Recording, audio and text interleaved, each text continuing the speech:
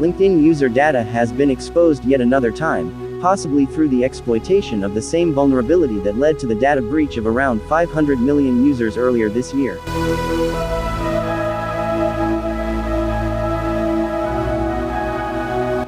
LinkedIn experienced the second massive data expose this year that has now reportedly affected around 700 million of its users.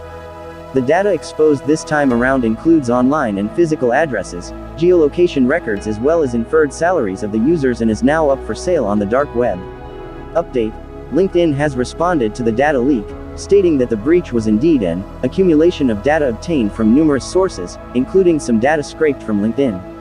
Our teams have investigated a set of alleged LinkedIn data that has been posted for sale.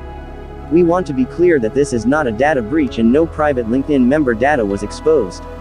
Our initial investigation has found that this data was scraped from LinkedIn and other various websites and includes the same data reported earlier this year in our April 2021 scraping update. It further stated that any misuse of our members' data, such as scraping, violates LinkedIn terms of service. When anyone tries to take member data and use it for purposes LinkedIn and our members haven't agreed to, we work to stop them and hold them accountable. The user tried to sell the information online, and for this, she also posted a sample of the data. Data of a total of 1 million LinkedIn users are contained within the sample, as confirmed in a report by Restore Privacy.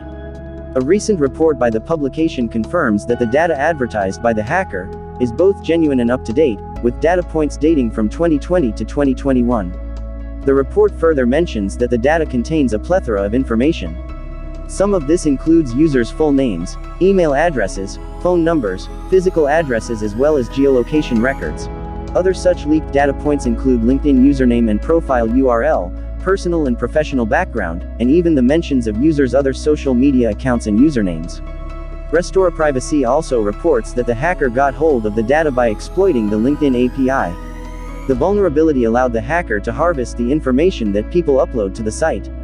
Although no passwords have been leaked, the data points are still very valuable, as these can further be used in online phishing attempts that imitate someone else.